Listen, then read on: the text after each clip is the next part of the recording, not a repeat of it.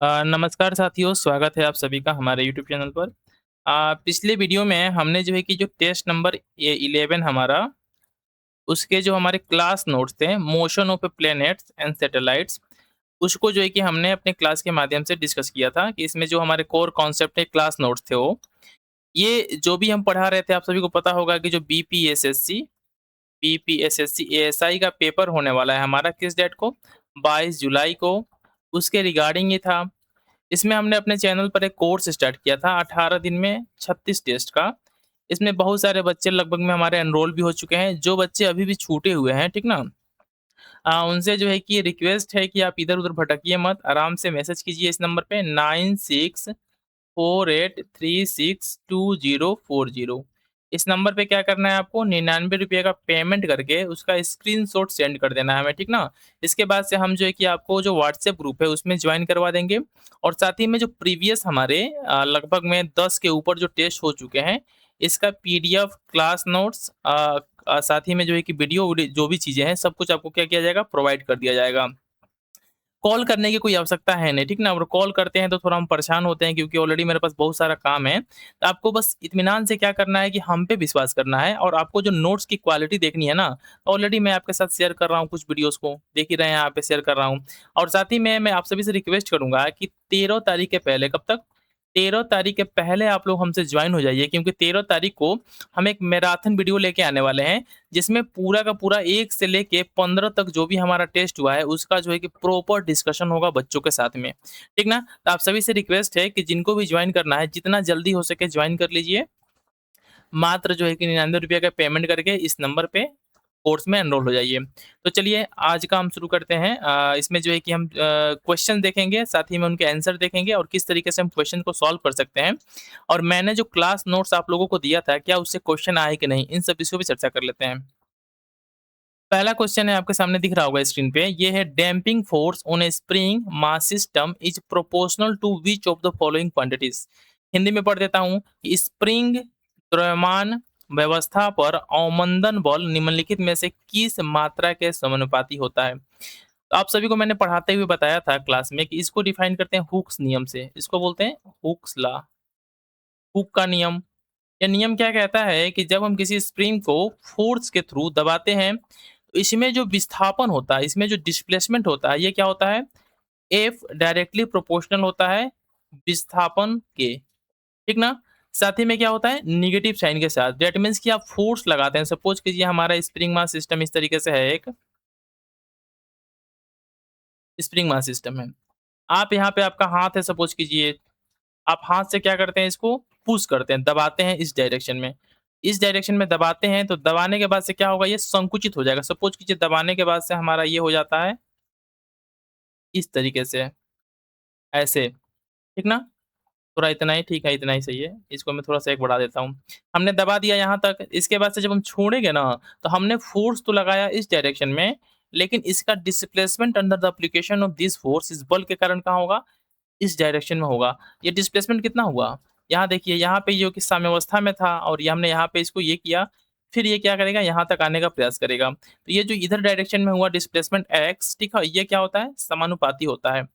जब यहाँ से कांस्टेंट को हटाते हैं, तो ये हो जाता है माइनस kx। ये हमारा क्या होता है? बल नियतांक होता है।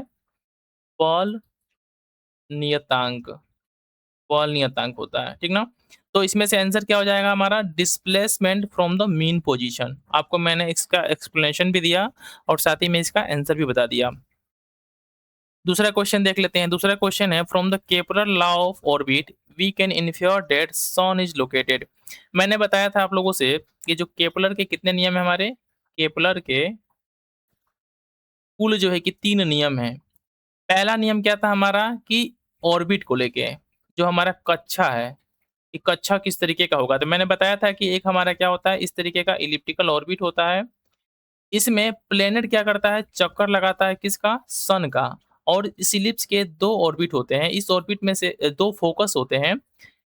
इन फोकस में से किसी एक फोकस पे क्या होगा, हमारा सन क्या होता है, लोकेटेड होता है, ठीक ना? और ये क्या करता है, चक्कर लगाता है। तो इसी को बोलते हैं पहला नियम, ठीक ना? इसको बोलते हैं लॉ ऑफ ऑर्बिट। क्या बोलते हैं? लॉ ऑफ ऑर्बिट, मतलब कि कक्षा के नियम। तो पूछा गया है कि केपलर के कक्षा के नियम से हम यह अनुमान लगा सकते हैं कि सूर्य अवस्थित है। कहाँ अवस्थित है? इसका आंसर हो जाएगा हमारा क्वेश्चन नंबर 2 का तीनों ऑप्शन पढ़िए आप लोग ध्यान से। ये आंसर हो जाएगा at one of the focus of the planets orbit. यही तो फोकस हमने बताया F1, ये हमारा क्या हो गया F2। ठीक ना? इन फोकस में से किसी एक फोकस पे होगा। दूसरा नियम बताता है कि सूर्य और साथ ही में ग्रह को जोड़ने वाली लाइन समान समय में क्या करती है यह? समान जो है कि एरिया को तय करती है। सपोज कीजिए ये जो है कि सेम टाइम डेल्टा टी में इतना एरिया कवर करता है प्लेनेट, ठीक ना? तो ये हमारा प्लेनेट जब इसके पास भी आ जाएगा ना यहाँ पे, तो इसके द्वारा जो तय की गई एरिया होगी, ये सपोज कीजिए ये हमारा एरिया है। ये क्या है? सेम टाइम डेल्टा टी में दोनों डीए क्या होगा आपस में? डी और डीए डैश क्या होगा? बराबर होगा। इसको बोलते हैं समान क्षेत्रफल का नियम। दूसरा नियम हो गया हमारा केपलर का। तीसरा नियम बोलता है कि जब ये कक्षा में चक्कर लगाता है तो जिसका जो आवर्त काल होता है ग्रह का, इसका स्क्वायर डायरेक्टली क्या होता है? समानुपाती होता है किसके? कक्षा के सेमी मेजर एक्सिस के। T square directly proportional to a cube. ये होता है हमारा। इससे मैंने आपको बताया था कि लिख सकते हैं इसको आप T1/T2 का whole square is equal to क्या लिख सकते हैं? A1/A2 का क्यूब। आराम से लिख सकते हैं, ठीक ना? होप आप लोगों को समझ में आ रहा होगा। तीसरा देख लेते हैं। बोला गया है कि the centre of A mass of a body lies. जो हमारा सेंटर ऑफ मास का मैंने कॉन्सेप्ट बताया था कि कोई हमारा बॉडी होता है, सपोज कीजिए ऐसे कोई बॉडी होता है। इस बॉडी में कोई एक ऐसा पॉइंट होता है, ठीक ना? जो क्या होता है वहां पे हम मान सकते हैं कि उस पूरे बॉडी का, पूरे जो है कि पिंड का मास क्या होता है? केंद्रित होता है। मास या द्रव्यमान क्या होता है हमारा? केंद्रित होता है, ठीक ना? इसी पॉइंट को क्या बोलते हैं? इसी पॉइंट को बोलते हैं हम लोग सेंटर ऑफ मास। मैं थोड़ा तेज पढ़ा रहा हूँ क्योंकि हमारे क्वेश्चन ज्यादा हैं। 10-15 क्वेश्चन नहीं है कि हम यूट्यूब पर आकर पढ़ा के आपको चले जाएंगे, ठीक ना? तो इसका क्या होता है कि द्रव्यमान केंद्र क्या होता है? मैंने पढ़ाते हुए आपको बताया था, जब क्लास मैंने पढ़ाया था द्रव्यमान केंद्र पे, कि ये हो सकता है कि इस बॉडी के अंदर भी हो। ये हो सकता है इस बॉडी के क्या हो? अंदर भी हो सकता है। अंदर भी हो सकता है और साथ ही में क्या हो सकता है यह? बाहर भी हो सकता है। बाहर भी हो सकता है, ठीक ना? तो क्या होगा? कोई भी पिंड का, किसी भी पिंड का द्रव्यमान के अंदर क्या हो सकता है? मे बी इनसाइड और outside of the material of the body. इसका एक एग्जांपल तो देखिए क्या है कि इनसाइड का तो आप देख लिए, सॉलिड स्फीयर समथिंग कोई बॉडी है तो उसका अंदर है। बाहर वाले की बात कर लेते हैं। सभी लोग ने देखा होगा पीसा की झुकी हुई मीनार। पीसा की झुकी हुई मीनार के बारे में सभी लोग ने सुना होगा। इस तरीके से क्या है वो मीनार है। तो इसका जो द्रव्यमान केंद्र है, इस जो है कि पीसा के झुकी हुई मीनार के अंदर नहीं है। नहीं है। इसका द्रव्यमान केंद्र कहाँ है? इसके बेस के अलोंग समथिंग यहाँ ऐसे आएँगे ना, तो ये जो हमारा इस तरीके से ड्रॉ करते हैं, तो इसके अंदर कहीं पड़ता है। ठीक ना? जो क्या है? इस मीनार से क्या है? हमारा ये मीनार है, मीनार से क्या है? बाहर है। लेकिन इसके बेस के अंदर है, इसलिए क्या होता है? पीसा की झुकी हुई मीनार गिरती नहीं है। अगर कोई हमारा बॉडी है, उसका जो है कि बेस के अंदर, सपोज कीजिए यहाँ से इसे ड्रॉ किया, इसके अंदर आ जाए। यह द्रव्यमान केंद्र यहाँ से बाहर नहीं जा सकता। इसका जो प्रोजेक्शन है इसके अंदर होगा तो क्या होगा? ये गिरेगा नहीं, ठीक ना? तो इसका आंसर हो गया ये। आप लोगों को समझ में आया होगा। साथ ही में जो सेंटर ऑफ मास का फार्मूला क्या होता है? जो सेंटर ऑफ मास होता है हमारा, मैंने उसका फार्मूला बताया था आप लोग को। Summation over MI/RI divided by summation over MI। ये होता है डिस्क्रीट सिस्टम के लिए। जब हम बात करते हैं डिस्क्रीट सिस्टम के बजाय हमारा सिस्टम क्या है? थोड़ा कलम में चेंज कर लेता हूँ। डिस्क्रीट सिस्टम के बजाय क्या हमारा कंटीन्यूअस है, तो ये हमारा क्या हो जाएगा? सेंटर ऑफ मास का फार्मूला मैं ऊपर लिख देता हूँ यहाँ पे। सेंटर ऑफ मास का फार्मूला RCOM। ये हो जाएगा integration over R DM divided by DM। तो ये जो फार्मूला नंबर ये हो गया, साथ ही में ये दोनों हो गया। दोनों आपके एग्जाम के पॉइंट ऑफ व्यू से क्या है? इंपॉर्टेंट है, दोनों को पढ़ लेना है। क्वेश्चन नंबर 4 देख लेते हैं। The movement of inertia of A solid sphere of mass m and radius r about its diameter. पूछा गया है कि जो सॉलिड स्फीयर है, क्या हमारा ये सॉलिड स्फीयर इस तरीके से है, इसके डायमीटर के अलोंग, सपोज कीजिए हम मान लेते हैं कि डायमीटर क्या है? ये वाला डायमीटर है इसका, ये इसका सेंटर है, ये इसका क्या है? डायमीटर है। इसके अलोंग इसका जो मूवमेंट ऑफ इनर्शिया है क्या है हमारा? पूछा गया क्वेश्चन में आपके। ये क्या है हमारा सॉलिड स्फीयर है। तो इसका आप सभी को पता होगा, मैंने बस बोला था जब मैंने नोट्स दिया था आपको, मैं यहाँ दिखा देता हूँ। डायनामिक्स ऑफ रिजिड बॉडी, ठीक ना? ये रहा डायनामिक्स ऑफ रिजिड बॉडी। तो मैंने बोला था कि जो मैं आपको नोट्स दे रहा हूँ, सॉरी, इसका नोट्स देख लेते हैं हम लोग। इस नोट्स में मैंने बोला था कि जो ये आपको मैंने दिया है शीट, ये पूरा जो शीट दिया है, इस शीट को क्या करना है आपको याद कर लेना है। इसमें देखिए सॉलिड स्फीयर का कितना है हमारा, सॉलिड स्फीयर का 2/5 mr² है। आराम से आप जो है कि इसको ईज़िली सॉल्व कर पाते हैं, अगर आप जो है कि हम जो कहे थे ना बस उतना ही किए होते तो। हाँ, इसका क्या हो जाएगा बी। क्वेश्चन नंबर 4 का आंसर हो जाएगा हमारा बी, 2/5 mr²। अब इसमें कॉन्सेप्ट समझ लेते हैं कि क्वेश्चन को थोड़ा-सा घुमा दें। इसको बोला गया है क्या है इसके अबाउट इट्स डायमीटर है, डायमीटर के अलोंग है। अब मैं बोलूँ कि ये हम एक्सिस को लाके यहाँ ला देते हैं। इस एक्सिस के अलोंग जो कि हमारा डायमीटर से क्या है r डिस्टेंस पे है, r डिस्टेंस पे है। इसके अलोंग हमारा जो है कि इसका मोमेंट ऑफ इनर्शिया क्या होगा, I की वैल्यू क्या होगी। तो कैसे निकालोगे? इसको बोलते हैं पैरेलल एक्सिस थ्योरम। इसको बोलते हैं पैरेलल एक्सिस थ्योरम। ये बोलता है कि सपोज कीजिए हमको मोमेंट ऑफ इनर्शिया कहाँ से पता है, सेंटर ऑफ मास से पता है। तो हम आराम से निकाल सकते हैं किसी भी एक्सिस के अलोंग। सपोज कीजिए हमारा जो है कि हमारा ए बी एक्सिस है, तो इस एक्सिस के अलोंग हमारा सेंट क्या हो जाएगा, I C M plus M R square. R क्या है हमारा, ये है परपेंडिकुलर डिस्टेंस है, परपेंडिकुलर डिस्टेंस है दोनों एक्सिस के बीच में। तो क्या है इसकी वैल्यू, इसकी वैल्यू आर है। तो आईसीएम आपको पता है कितना है, 2/5 mr²। यहाँ रख लीजिए 2/5 mr² प्लस एम की वैल्यू रहने दीजिए, आर की वैल्यू क्या है वही आर ही है। तो इसकी वैल्यू कितनी हो जाएगी आपकी, ये हो जाएगी 7/5 mr²। किसी को कोई डाउट नहीं होना चाहिए, ठीक ना? ये हो गया हमारा इस एक्सिस के अलोंग। अब ये एक्सिस को कहीं लेके जाइए तो पैरेलल एक्सिस थ्योरम के थ्रू क्या निकाल सकते हैं आप, इसका मोमेंट ऑफ इनर्शिया आराम से कैलकुलेट कर सकते हैं। क्वेश्चन नंबर 5 देख लेते हैं। The mass of the electron m e, the reduce mass of a positron electron. मैंने बोला था ना कि पॉजिट्रॉन या ड्यूटेरियम का क्या आपसे पूछेगा बार बार। तो आपको क्या, आपको पता होना चाहिए कि इसका फॉर्मूला क्या होता है। बोला गया है कि इलेक्ट्रॉन का द्रव्यमान क्या है, एम ही है। एक पॉजिट्रॉन इलेक्ट्रॉन निकाय का समानित द्रव्यमान होगा। समानित द्रव्यमान क्या होगा पूछा गया है। तो ये हमारा क्या है, ये हमारा इलेक्ट्रॉन का द्रव्यमान है और ये क्या है, पॉजिट्रॉन इलेक्ट्रॉन एक निकाय है। तो आपको पता होना चाहिए कि जो रिड्यूस मास का फार्मूला होता है म्यू क्या होता है, mu is equal to m1 m2 बटा m1 प्लस m2। यहाँ पे देखिए पहला सपोज कर लेते हैं, जो m1 की वैल्यू क्या है हमारा m ही है, इलेक्ट्रॉन का मास है, ठीक ना? साथ ही में दो हमारा पॉजिट्रॉन है, जो हमारा क्या है पॉजिट्रॉन है, ये क्या होता है आपस में, वो भी उसका सेम ही मास होता है। क्या होता है उस पे पॉजिटिव चार्ज होता है। इलेक्ट्रॉन का उल्टा क्या होता है, इलेक्ट्रॉन का उल्टा क्या होता है, पॉजिट्रॉन होता है। पॉजिट्रॉन का क्या होता है हमारा, सेम हमारा क्या होता है मास होता है, चार्ज क्या होता है अपोजिट होता है। तो इस केस में तो इलेक्ट्रॉन और साथ ही में जो पॉजिट्रॉन होता है दोनों का मास क्या होता है आपस में बराबर होता है। तो ये हो जाएगा हमारा m2। चार्जेस क्या होती हैं अपोजिट होती हैं। तो इस फार्मूला में ला कर रख दीजिए आप, तो ये हो जाएगा me इंटू एम ई और डिवाइडेड में क्या हो जाएगा m e plus m e. ये हो जाएगा हमारा m e square divided by 2 me। ये हो जाएगा कट जाएगा तो क्या हो जाएगा me/2। बहुत सिंपल सा क्वेश्चन है, ए ऑप्शन हो जाएगा। अब देखिए नेक्स्ट क्वेश्चन देख लेते हैं हमारा, the mass of the sun from the following data. Radius दिया है हमारा और साथ ही में जी की वैल्यू दी हुई है। सिंपल सा क्वेश्चन है, ये क्वेश्चन आपके पेपर में नहीं पूछेगा, ठीक ना? इसको आप स्किप भी कर सकते थे, लेकिन मैं बता दे रहा हूँ। जो केपलर का इक्वेशन होता है हमारा t² इज इक्वल टू क्या होता है हमारा, डायरेक्टली प्रोपोर्शनल टू क्या होता है ए क्यू। जब ये प्रोपोर्शनलिटी का साइन हटता है ना तो एक कांस्टेंट आता है जिसको बोलते हैं केपलर कांस्टेंट ए क्यू।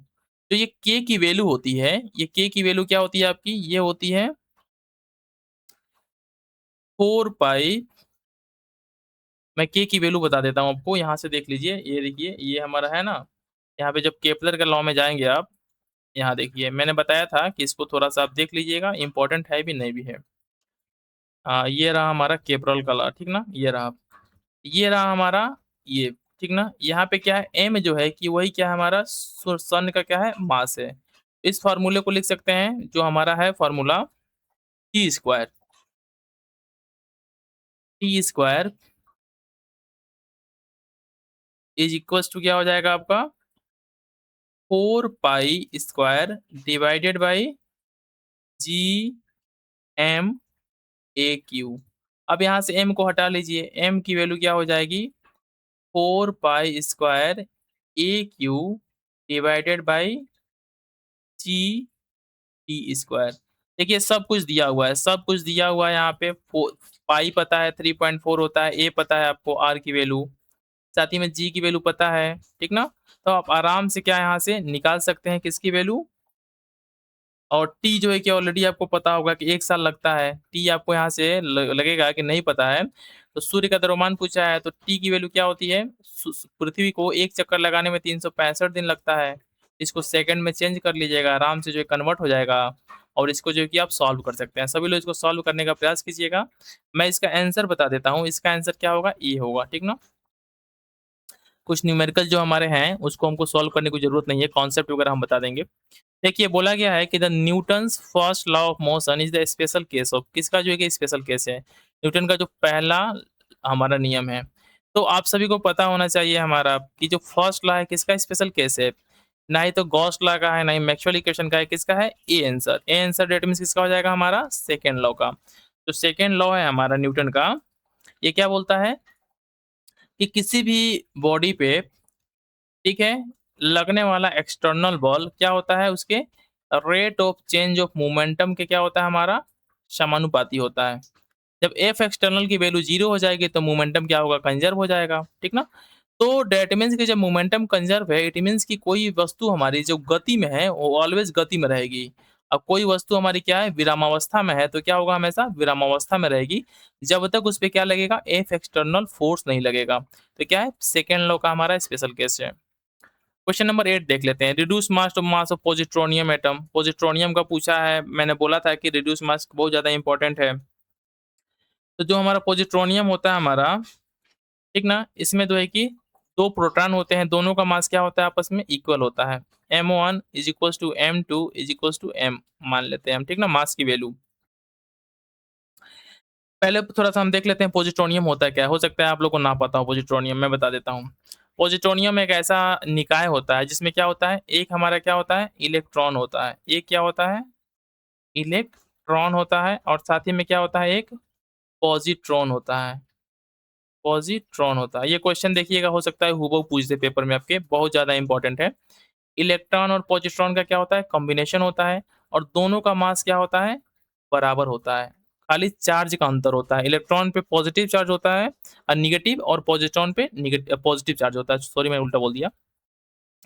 फिर इसका निकालोगे सिंपल सा है, एम स्क्वायर ऊपर हो जाएगा और नीचे हो जाएगा 2m, और जब इसको काटेंगे तो ये हो जाएगा आपका m/2।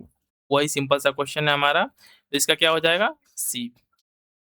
क्वेश्चन नंबर 10 देख लेते हैं। The total number of satellite in the global positioning system is, ठीक ना? ये थोड़ा सा हमारा उस टाइप का क्वेश्चन हो गया कि ग्लोबल जीपीएस जो हमारा जीपीएस प्रणाली है हमारी, ठीक ना? उसमें जो है कि टोटल नंबर ऑफ कितने हमारे सैटेलाइट्स हैं, ठीक ना? जो जीपीएस हम लोग यूज करते हैं मोबाइल के थ्रू, तो इसमें टोटल सैटेलाइट की संख्या कितनी है हमारी? बी। डेट मीन्स की कितनी? 24 है। 24 क्या है हमारा सैटेलाइट है इसमें, आपको इसको याद कर लेना है बस। क्वेश्चन नंबर 11 देख लेते हैं। The distance of the Neptune and the Saturn from the sun are nearly, इतना इतना डिस्टेंस दिया है। The periodic times in the circular orbits are in the ratio. Simple सा आपको क्या लगाना है यहाँ पे? यहाँ पे लगा देना है केपलर का तीसरा नियम T square directly proportional to R cube. पूछा गया है कि उनके पीरियोडिक टाइम्स डेट मीन्स कि किसका? वृत्तीय कक्षाओं में आवर्त कालों का क्या अनुपात है? तो यहाँ लिख देता हूँ मैं T1 बटा T2 का whole square is equal to क्या हो जाएगा? R1 बटा R2 का होल क्यूब। ऐसे ही क्वेश्चन आपके पेपर में पूछे जाएंगे, एकदम आश्वस्त रहिएगा। तो यहाँ पे रख दीजिए, R1 की वैल्यू कितनी है आपकी? 10 के पावर 13 है, इसके बाद कितना हो जाएगा? 10 के पावर 12। इसका क्या है हमारा? क्यूब है। तो तो इसको पावर को इधर ला दिए, ट्रांसफर करेंगे तो क्या होगा 3/2 हो जाएगा। तो ये हो जाएगा आपका कितना? ये हो जाएगा जब इसको डिवाइड करेंगे तो 10 हो जाएगा, ठीक ना? 10 पावर 3/2 इतना। तो इसको आराम से आप लिख सकते हैं 10 पावर 3/2 है। दैट मीन्स कि इसमें से एक 10 क्या आ जाएगा? बाहर आ जाएगा और एक अंदर 10 बच जाएगा। दैट मीन्स क्या हो जाएगा हमारा? सी आंसर हो जाएगा। क्वेश्चन नंबर 12 देख लेते हैं। In two particle problem, one particle has a mass much larger than that of the other, then the reduce mass will be रफली इक्वल टू। मैंने बार-बार जो पिछला क्लास लिया था, आप जाके उसमें पढ़िएगा। मैंने बार-बार बताया है कि सपोज कीजिए हमारा M1, M2 दो मास है और इनका जो है कि रिड्यूस मास का फार्मूला क्या होता है? इस तरीके से होता है ये। अब हम सपोज कर लेते हैं कि M1 का मास क्या है? बहुत ज़्यादा बड़ा है M2 के। तो नीचे से हम क्या कर सकते हैं? M2 को छोड़ सकते हैं। M2 को जब छोड़ेंगे तो म्यू की वैल्यू क्या हो जाएगी? M1 M2 डिवाइडेड बाय क्या हो जाएगा? M1 बड़ा है तो M1 को ला दीजिए, तो M1 से M1 खत्म हो जाएगा। मतलब कि रिड्यूस मास क्या हो जाएगा? जो हमारा हल्का, जो हमारा क्या है? स्मॉलर मास है जिसका, मतलब कि 12 का आंसर क्या हो जाएगा आपका? बी। बहुत ही सिंपल सा क्वेश्चन था 12। 12 के बाद से क्वेश्चन नंबर 13 देख लेते हैं हम लोग। The velocity of A satellite in orbit depend upon, किस पे डिपेंड करता है? जो तो वी जीरो की वैल्यू क्या होती है? मैंने बताया था अंडर रूट जी एम बटा कैपिटल आर। इसके साथ साथ मैंने बताया था एक फॉर्मूला इसका क्या होता है हमारा? Under root G R. तो किस पे डिपेंड कर रहा है? दोनों केस में किस पे डिपेंड कर रहा है? क्वेश्चन नंबर 13 का आंसर हो जाएगा ए, रेडियस ऑफ द ऑर्बिट। किसके? ये देखिए, रेडियस ऑफ द ऑर्बिट है और ये भी हमारा क्या है? रेडियस ऑफ द ऑर्बिट है, ठीक ना? तो ये हमारा हो गया फार्मूला इसका कक्षीय वेग का। तो किसका? रेडियस ऑफ द ऑर्बिट पे डिपेंड करता है। इसको मैं दिखा देता हूँ कि आप लोग बोलेंगे हो सकता है कि मैंने डेरिवेशन ना करवाया हो। अब देख लीजिए, मैं यहाँ दिखा देता हूँ आपको। हाँ, ये देखिए, ये देखिए यहाँ पे ये लिखा है कि नहीं मैंने यहाँ पे V zero equal to under root G M बटे आर, और ये वाला फार्मूला बताया है आपको, इसी पे क्वेश्चन भी आया है। उसके बाद से 13 के बाद से 14 देख लेते हैं। When A particle moves under the central force, central force के अंदर में जब मोशन होता है तो क्या होता है? मैंने बताया था आपको कि एंगुलर मोमेंटम क्या होता है? कंजर्व होता है, ठीक ना? एंगुलर मोमेंटम ऑलवेज कंजर्व होता है। साथ ही में टोटल एनर्जी, ओनली एनर्जी नहीं, क्या होता है? Total energy, total energy plus angular momentum, angular momentum दोनों क्या होता है? कंजर्व होता है। तो क्या हो जाएगा आपका इसका आंसर? क्वेश्चन नंबर 14 का आंसर क्या हो जाएगा? एंगुलर मोमेंटम, ठीक ना? यहाँ पे बस एनर्जी लिखा है इसलिए नहीं होगा, टोटल एनर्जी लिखता तो सही होता। क्वेश्चन नंबर 15 देख लेते हैं। Centre of mass of a two particles subject to their mutual interaction alone moves with, कह रहा है कि दो कणों के बीच पारस्परिक अभिक्रिया केंद्रीय बल के अंतर्गत द्रव्यमान केंद्र गति करेगा। कैसा गति करेगा? क्वेश्चन नंबर 15 का आंसर हो जाएगा सी। क्या हो जाएगा? Constant velocity. C constant velocity हो जाएगा। सिंपल सा क्वेश्चन है कि जो सेंटर ऑफ मास होता है हमारा, सपोज कीजिए, तो अगर हमारा इस तरीके का दो पिंड है और इस तरीके से दोनों ज्वाइन है, दोनों के बीच फोर्स लग रहा है, इसका सेंटर ऑफ मास समथिंग ऐसे यहाँ पे है समथिंग, तो ये जो मोशन होगा, इस मोशन के साथ साथ जो सेंटर ऑफ मास का मोशन क्या होगा? कांस्टेंट ही तो होगा। जैसे जैसे इसका सिचुएशन चेंज होगा वैसे वैसे क्या होगा? इसका सिचुएशन भी चेंज होगा, ठीक है? तो ये हो जाएगा कांस्टेंट वेलोसिटी। बाकी इसका जो है कि एक्सप्लेनेशन मैंने आप लोग को ऑलरेडी दिया था, आप वहां से भी जाके देख सकते हैं, पढ़ सकते हैं इन चीजों को। दूसरा क्या है कि the total energy of A satellite going around the earth क्या होता है? ऑलवेज क्या होता है? निगेटिव होता है। निगेटिव होता है क्यों? कि जो टोटल एनर्जी का जो फार्मूला होता है ये इंपॉर्टेंट है, इसको मैंने नहीं बताया था, लिख लीजिएगा। ई इज इक्वल टू क्या होता है हमारा? Minus G capital M M by 2r। ये नेगेटिव साइन क्या बताता है? कि क्या है? ऑर्बिट बाउंड है, मतलब कि ऑर्बिट को छोड़ के जा नहीं सकता है। अगर इतना अमाउंट ऑफ उसको एनर्जी देंगे तभी क्या करेगा? वो उस ऑर्बिट को छोड़ेगा, अन्यथा क्या करेगा? उस ऑर्बिट में चक्कर लगाएगा। तो क्या होता है? ये निगेटिव होता है। 16 का आंसर क्या होगा? सी। क्वेश्चन नंबर 70 देख लेते हैं। ये satellite is moving in a circular orbit around a planet if T is the period of revolution and R is the radius of the orbit, velocity v is known, then which of the following equation would use to compute इस acceleration पूछा गया है। तो इसको हिंदी में पढ़ देता हूँ। एक ग्रह किसी ग्रह के चारों ओर वृत्तीय कक्षा में घूम रहा है। यदि परिक्रमण काल t तथा कक्षा की त्रिज्या r ज्ञात हो तो v ज्ञात हो तो त्वरण ज्ञात करने के लिए इनमें से कौन-सा समीकरण सत्य होगा? क्वेश्चन नंबर 17 जो है ना, सी इसका आंसर होगा, बहुत सी ईज़ी है देखिए। सपोज़ कीजिए क्या-क्या पता है आपको? आपको पता है t पता है, आपको t पता है, क्या-क्या पता है? 1 सेकंड रुक जाइए। t पता है, r पता है, v पता है, ठीक ना? तो आपको निकालना क्या है? आपको निकालना है त्वरण, त्वरण A निकालना है। कौन-सा समीकरण यूज़ होगा? तो जो त्वरण होता है हमारा, ठीक ना? ये होता है v स्क्वायर बाई r, ये होता है v स्क्वायर बाई r। तो यहाँ से हम देखिए थोड़ा-सा मैं इसको एक्सप्लेन ही कर देता हूँ, हो सकता है आपको समझ में ना आया हो। सपोज़ कीजिए हमारा क्या है, एक फिक्स ऑर्बिट है, इसके अलोंग जो है कि फिक्स एक्सिस के अलोंग इस तरीके से ग्रह क्या लगा रहा है, चक्कर लगा रहा है। इस चक्कर क्या किससे लगा रहा है, सर्कुलर ऑर्बिट है हमारा, दिया गया है, वृत्तीय कक्षा है। तो इस वृत्त की अगर हमारी जो है कि त्रिज्या r है, ठीक है? तो एक रिवोल्यूशन लगाने में इसका परिधि कितना होगा? इसका परिधि हो जाएगा 2 पाई r। एक चक्कर लगाने में कितना समय, कितना डिस्टेंस ट्रैवल करेगा ये? 2 पाई r। साथ ही में अगर ये इसकी एक चक्कर लगाने में इसको समय लगता है t, तो हम इसको t से डिवाइड कर देंगे, दूरी बटा समय, तो ये क्या हो जाएगा हमारा, चाल या वेलोसिटी v। यहाँ से क्या निकाल लेंगे हम? वेलोसिटी निकाल लेंगे। इस वेलोसिटी को जब ले जाके हम इसमें रखेंगे इस वाले फार्मूला में v स्क्वायर बाई r में, तो ये क्या हो जाएगा हमारा, एक्सेलरेशन हो जाएगा। तो पहले क्या फाइंड आउट करेंगे हम? वेलोसिटी, और वेलोसिटी के बाद से क्या निकालेंगे हम? यहाँ से निकालेंगे acceleration, v square by r, ठीक ना? तो ये वाला इक्वेशन क्या है हमारे लिए महत्वपूर्ण है, उसको कैलकुलेट करने के लिए। क्वेश्चन नंबर 19 देख लेते हैं। क्वेश्चन नंबर 19 हमारा है, a satellite is orbiting planet at a certain height on a circular orbit. If the mass of the planet suddenly reduced to half, the satellite would be। पूछा गया है कि एक उपग्रह किसी ग्रह के एक विशिष्ट ऊंचाई पर वृत्ताकार पथ में घूम रहा है। यदि ग्रह का द्रव्यमान अचानक क्या करते हैं, आधा हो जाए, तो उपग्रह उपग्रह पे क्या इफेक्ट होगा इसका? क्वेश्चन नंबर 19 है, क्या होगा इसका answer? Escape from the planet, क्या करेगा? प्लेनेट से एस्केप कर जाएगा। अब देखिए हम यहाँ देख लेते हैं, जो हमारा ऑर्बिटल वेलोसिटी का फार्मूला होता है, मैंने बताया था under root G capital M by R होता है, ठीक ना? हमने बोला, क्या बोला यहाँ पे, कि किसको आधा कर रहे हैं?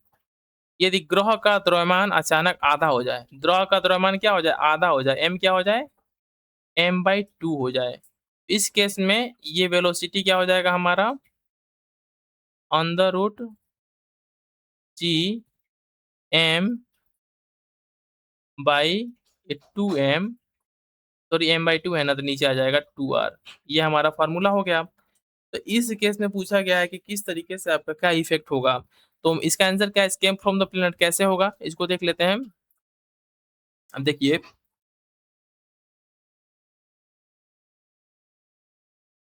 ये देखिए हमारा ये हो गया। अब इसके पहले आपको पता होगा कि हम इसी फार्मूला को लिखते थे, कैसे लिखते थे, GRE लिखते थे। अब सपोज कीजिए हमारा mg वाला फार्मूला ये है, इसको लिखते हैं हम लोग g m1 m2 बटा r स्क्वायर। तो यहाँ देखिए एक m से एक m कट खत्म कर देते हैं, तो हमारा जो है कि जी एम बाई आर का वैल्यू कितना हो जाएगा यहाँ पे, ये हो जाएगा जी एम बाई आर की वैल्यू हो जाएगी आर जी, ठीक ना? आर जी हो जाएगा यहाँ पे, क्योंकि हमारा देखिए यहाँ पे एक आर को हमने यहाँ रखा, एक आर को यहाँ ट्रांसफर कर दिया। इसके साथ साथ सपोज कीजिए कि हमको निकालना है 2r, 2r जी का वैल्यू निकालना है, हम यहाँ पे 2 से मल्टीप्लाई कर देते हैं इधर, ठीक ना? इधर क्या करना पड़ेगा हमको, 2 से डिवाइड करना पड़ेगा। तो हम यहाँ कर क्या कर देते हैं, 2 कर देते हैं, हमने यहाँ पे क्या कर दिया, 2 कर दिया।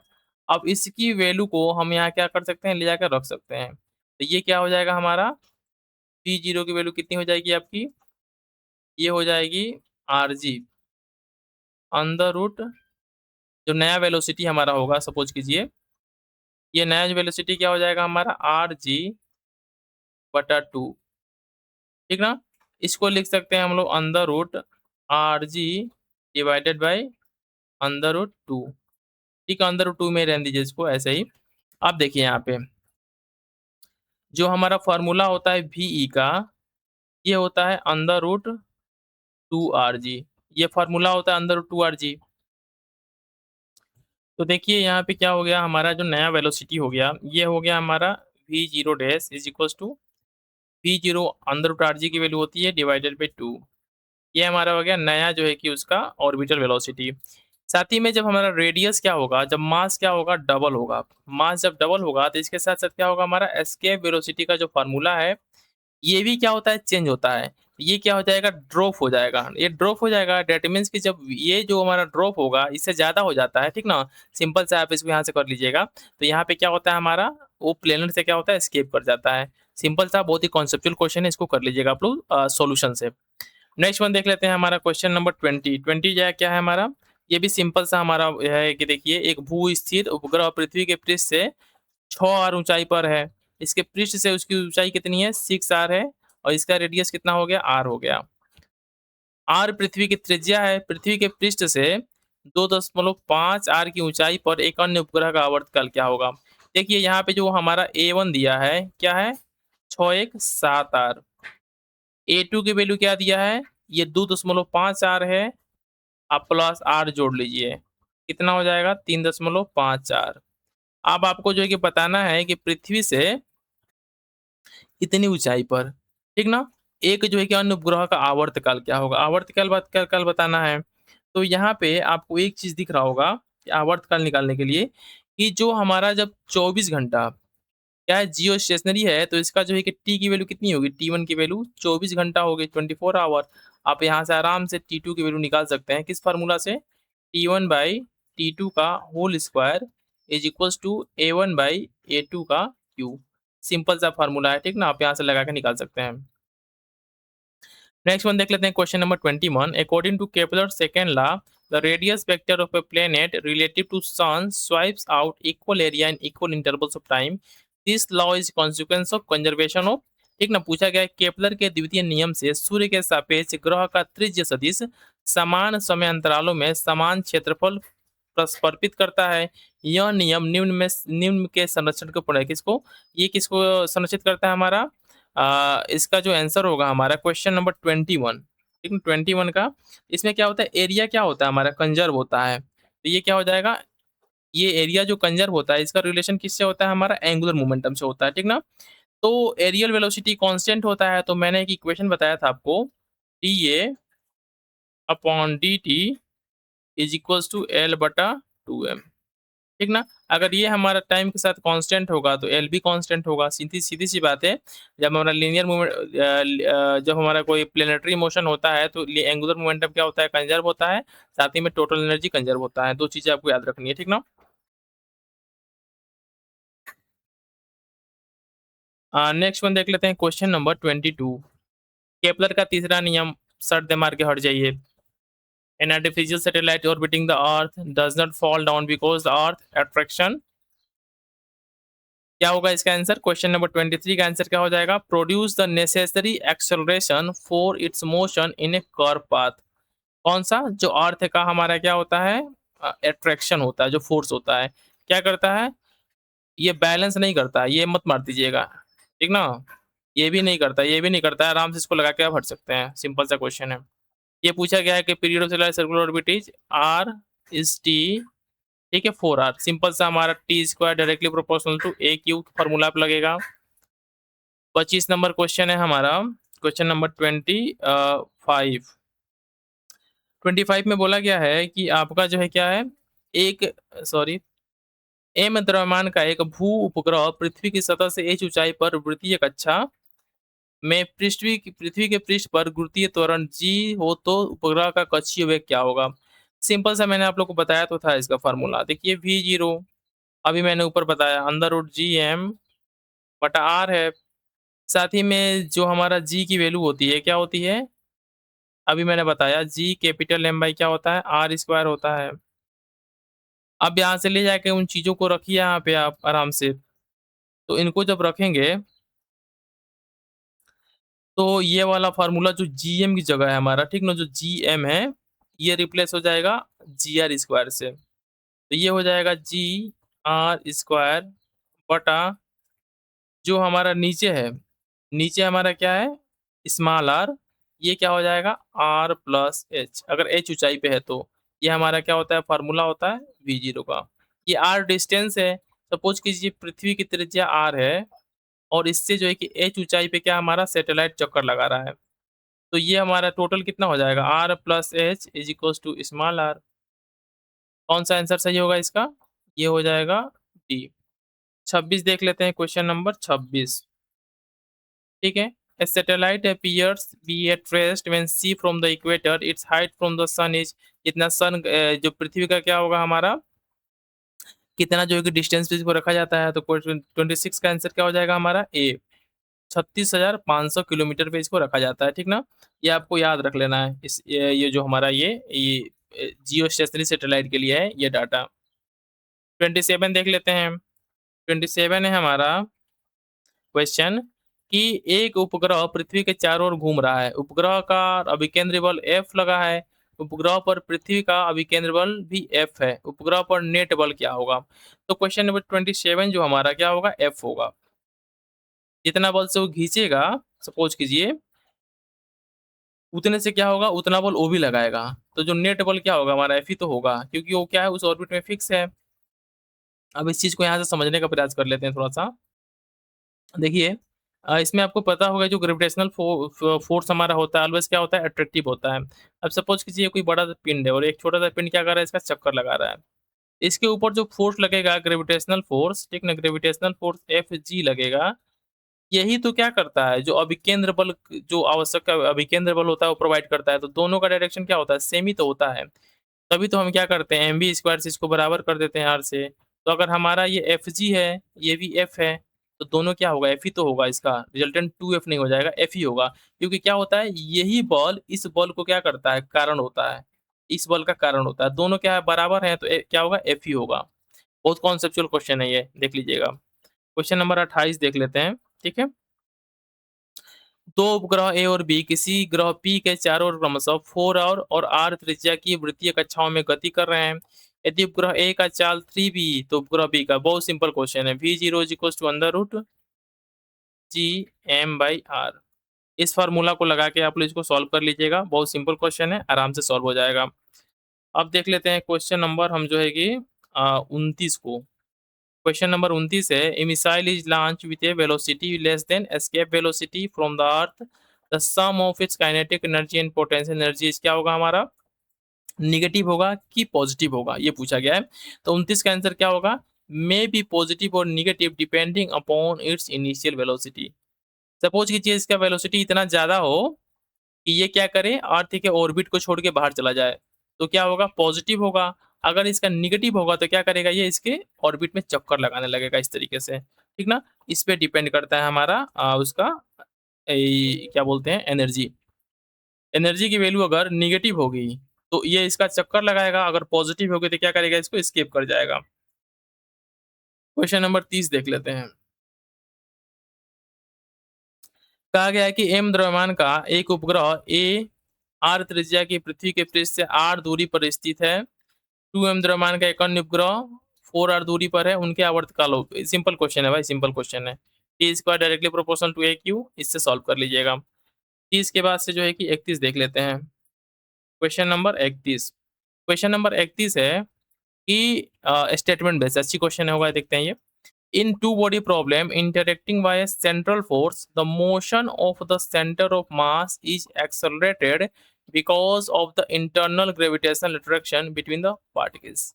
ये स्टेटमेंट नंबर क्या हो गया? 1 हो गया। इसको मैं हिंदी में ही पढ़ूंगा अभी। कहा गया है कि केंद्रीय बल के माध्यम से परस्पर क्रिया करने वाले द्विकण समस्या में कणों के बीच आंतरिक गुरुत्वाकर्षण के कारण द्रव्यमान केंद्र की गति त्वरित होती है। गलत है भाई, त्वरित नहीं होती है, कांस्टेंट होती है। अभी ऊपर आया था, क्या होती है? कांस्टेंट होती है। तो पहला स्टेटमेंट हमारा गलत हो गया, इनकरेक्ट हो गया। तो देखिए कौन सा सही होगा। हाँ, ये वाला incorrect, but statement 2 is correct. दूसरा क्या है? The reduced mass mu of the two particle system where one particle has mass m1 and the other has much larger m2, तो क्या होता है? m1 के बराबर होता है, अभी अपने ऊपर देखा। क्वेश्चन नंबर 32 देख लेते हैं।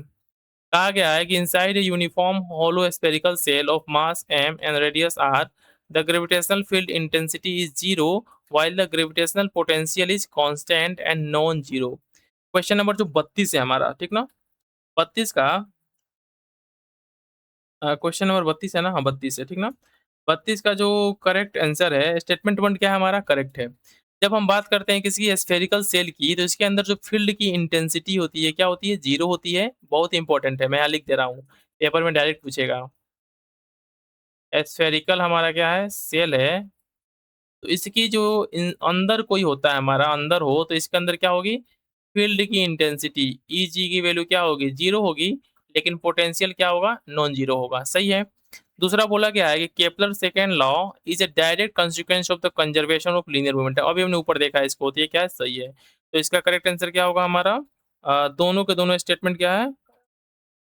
सॉरी, इसमें थोड़ा दूसरा देख लेते हैं एक बार। Kepler second law, law of area is a direct consequence of conservation of linear momentum because planets moves faster when it closer to the sun। तो स्टेटमेंट नंबर 2 जो हमारा है, लीनियर मोमेंटम बोला गया, सॉरी ये मेरे को पढ़ने में मिसप्रिंट हो गया। क्या है? एंगुलर मोमेंटम होगा। Angular momentum. इसलिए क्या है हमारा, ये स्टेटमेंट गलत हो गया है, ठीक ना? अगर एंगुलर मोमेंटम होता तो क्या होता? ये सही होता। मैंने बताया था कि जब ग्रह क्या होगा इस तरीके से, यहाँ पे दूर होगा तो इसकी वेलोसिटी क्या होगी? कम होगी, और जब पास आएगा तो इसकी वेलोसिटी क्या हो जाएगी? ज़्यादा हो जाएगी। ये क्या होता है? Due to conservation of angular momentum. तो ये क्या हो गया हमारा? स्टेटमेंट गलत हो गया, और ये पहला क्या हो गया? सही हो गया। दूसरा क्या है इसमें? हाँ, सी। इसका ऑप्शन हो जाएगा सी। 34 देख लेते हैं। मैच द फॉलोइंग टाइप है, बहुत सिंपल है। जियो स्टेशनरी ऑर्बिट होगा 24 आवर्स। जियो सिंक्रोनाइज ऑर्बिट होगा हमारा, इसको छोड़ देते हैं, चलिए आपको नहीं पता है तो। पूछा गया कि minimum satellite for global positioning system कितना है हमारा? मिनिमम सैटेलाइट कितने चाहिए? तो 4 चाहिए आपको। आर का कितना हो जाएगा आपका?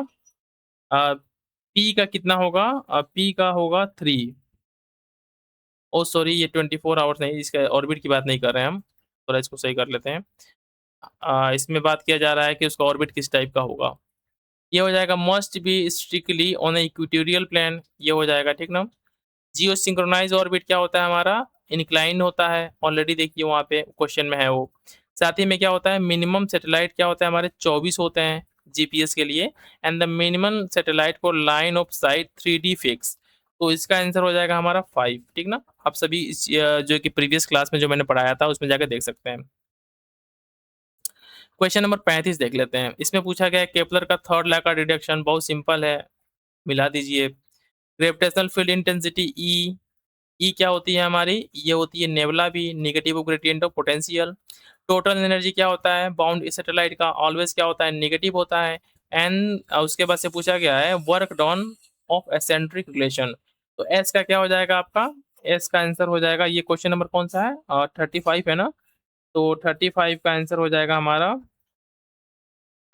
35, क्वेश्चन नंबर 35, ये हो जाएगा एस का 4। यही बचा ये एक कला, ठीक ना? तो इस तरीके से हमने मैक्सिमम सारे क्वेश्चन कवर कर लिए, ठीक ना? अब इसमें देख सकते हैं आपका ये सॉल्यूशन है।